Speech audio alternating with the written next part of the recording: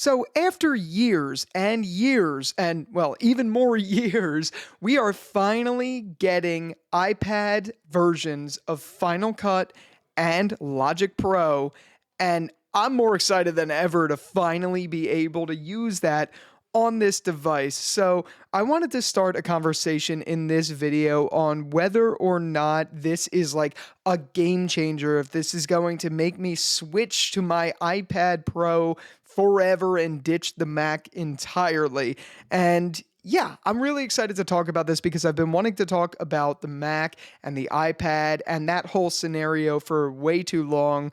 Figured this would be the perfect time to do it because yesterday or 2 days ago now, we had the announcement of Final Cut Pro and Logic Pro being finally optimized and built for the iPad, really from the ground up for these devices.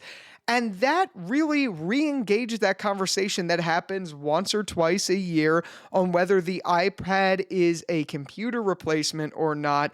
I think there's an argument that it is. And in this video, I wanted to describe that a little bit and talk about my use case for the iPad. Clearly, I'm not recording on an iPad right now. I'm actually recording on a Sony camera connected to a Windows PC, which is pretty crazy being that I'm such an Apple freak, but I'm using Windows, and I specifically got Windows for this setup. But saying all of this speaks volumes for why specifically this iPad here could never fully replace a computer like this, or at least not until the peripherals and the software fully allows it. But we're going to get into that. So hi, my name is Jerry. If you're new here, hello. I talk about tech, all things from Apple to Windows and all of that sort of stuff, yada yada.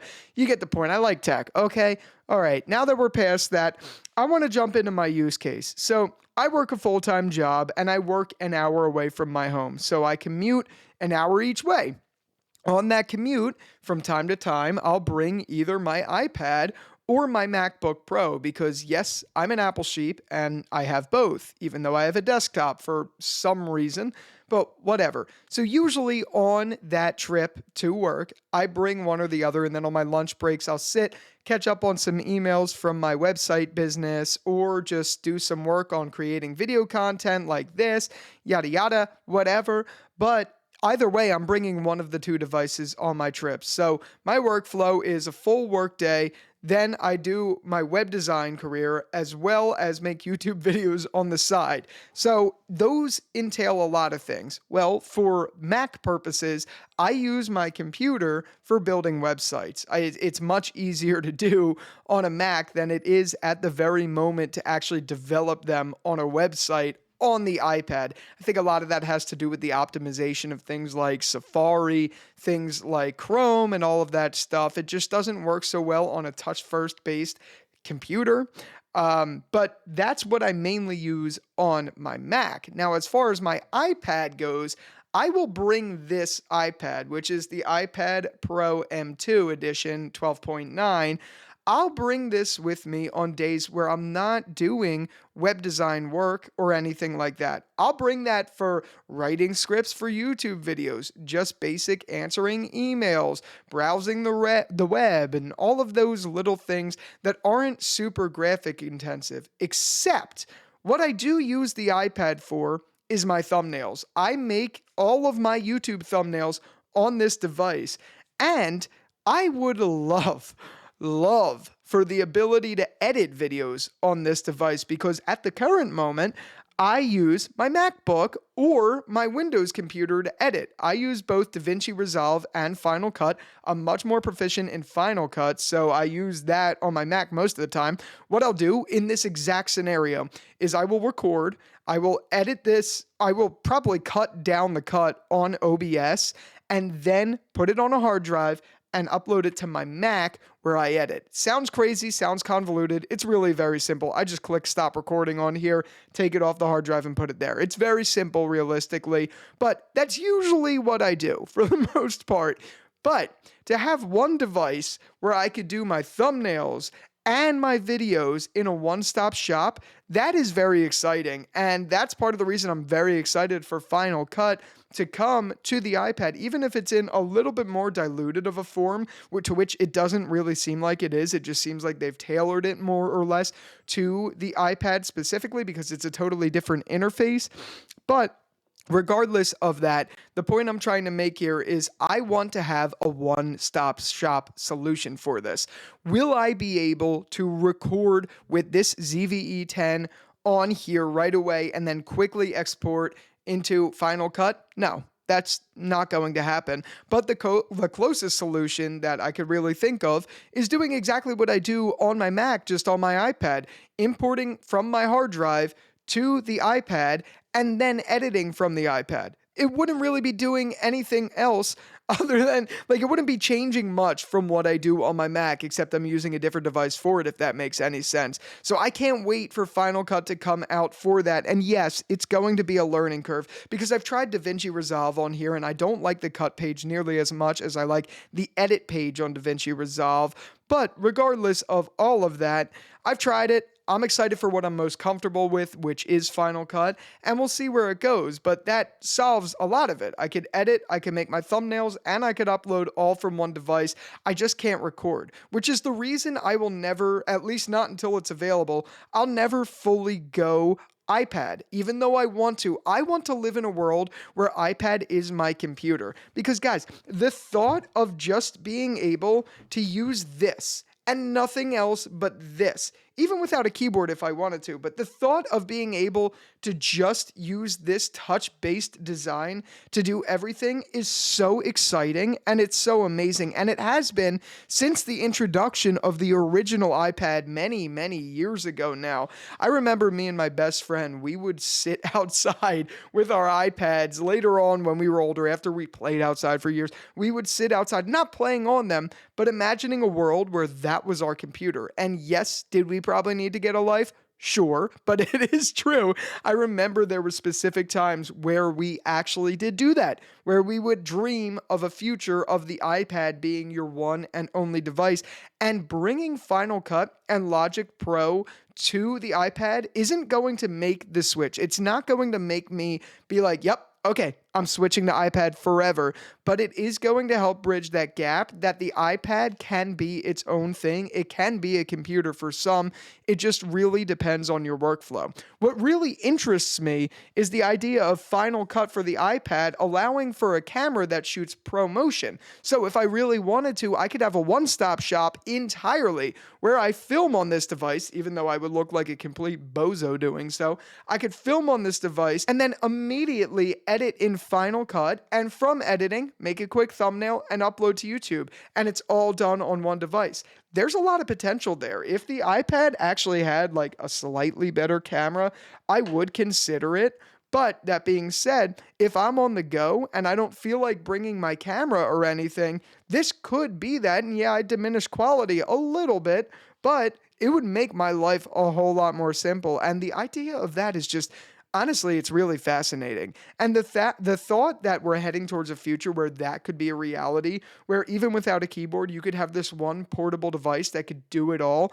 It's just so exciting. It's the idea of the future to me. But of course, there are for sure a couple limitations holding this back, and it really is software based. Aside from that, aside from like the peripherals and me not being able to, connect this microphone with that camera, with the light scenario, other than that, there's a lot of little things and little nuances with iOS that just hasn't been worked out fully yet. For instance, obviously this is one everyone talks about, but the lack of a true finder and the lack of the ability to deeply search your files or put them on your home screen where you could quickly access certain files, that is a really big miss in my opinion. Like it truly is a big miss because that's what separates a true desktop from an iPad-like experience. And I get what Apple's going for. They're going for a touch first. You have everything in one spot, sort of command center on the iPad. And I do get that. It's essentially like Mac if Launchpad was the default on Mac, like if it was just Launchpad. And that's cool and all, but it makes what I want to use a 12.9-inch iPad for much harder to do. It makes it become more steps. It becomes convoluted, and that defeats the purpose of what I know a lot of people are looking to achieve. But I do think Apple should never ever merge Mac and iOS, and I know they don't plan to do that. But the reason I say that is this device is such a good hybrid for so many different things. You could draw on it with the Apple Pencil and use it just with a stylus like that. You could connect it to the Magic Keyboard and have a more laptop experience.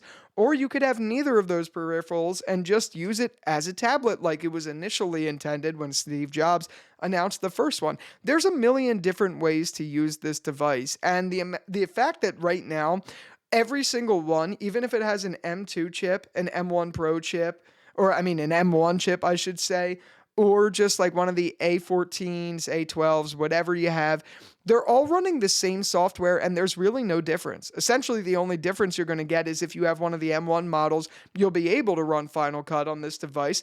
But honestly, that's like it. And that's kind of confusing. If I'm buying a pro device like this, I should expect some pro features built into the software because this is meant for professionals. But they did take a similar approach to what they do with their MacBooks, where the MacBook Air and the MacBook Pro and the old MacBooks of yesteryear all run the same software. It just depends on the hardware within them, how far they're going to go and what horsepower that could bring and all of that stuff. But I really do think that iPad should have two kind of like different versions where there's iPadOS Pro, which is meant for pro iPads that has a more desktop-like experience where if you take it off maybe the case, or it'll just become more of a tablet, or if you have it plugged into an external monitor, you could really get like a full desktop experience. They should really focus on something like that for the pros. I don't know why they're not doing that. I know it creates a more confusing thing in their lineup and it overcomplicates things, and they just want their stuff to work magical. But if I'm buying a pro iPad, I should be able to use this differently than what I would get from an iPad 9th or 10th generation or even an iPad mini. But right now, really, if we're thinking about it practically, the newest iPad mini could run Logic Pro. Now, I'm not saying that's a bad thing because that is amazingly convenient for people who would be in that use case, but that just doesn't seem right. You know what I mean? Like how could I be doing that on something that is meant for just tablet use, whereas this is clearly meant for something so much more? And I get they're all the same. They're all the same slabs of aluminum and glass. But realistically, if I'm getting a pro iPad, I should be able to do more pro stuff on it with the software, which I currently don't have access to do. But if I'm getting like a regular iPad and maybe I'm like in my 80s and I'm getting a regular iPad, I'm just using it to browse Facebook. I'm just using it to go on HBO and all of that stuff. You know what I mean? Like they're two different tablets. I think they should really separate themselves a little bit, or at least have some discrepancies showing one could have pro capabilities and the other is more of just a tablet. I don't think Apple's ever going to do that. I think their strategy is a little bit more, let's just throw iPadOS on all of these devices and you get what you get. You don't get upset. And you know what? I get it. That's fine. But one could dream, right? I think a device like this needs to have much more pro stuff built in to iOS overall before I'm ready to ever consider this a Mac replacement, even though it's almost there with the ability of Final Cut, with the ability of, the fact that I could do everything all in one, from Final Cut to my thumbnails to uploading all of it here. I could compute everything except for like doing this and a couple other little things.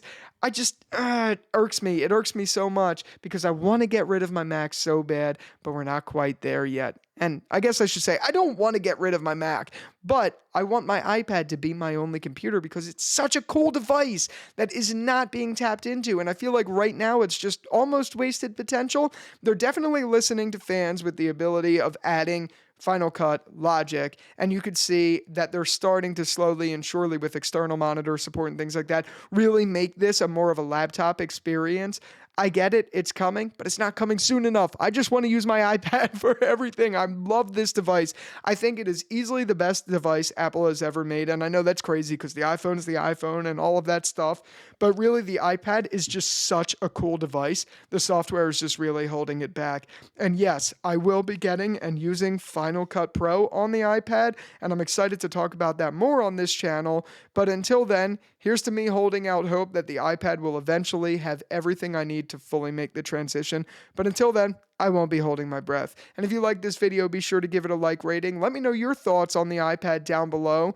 And with all of that out of the way, thank you so much for watching this video. And until the next one, I'll talk to you later. Peace out.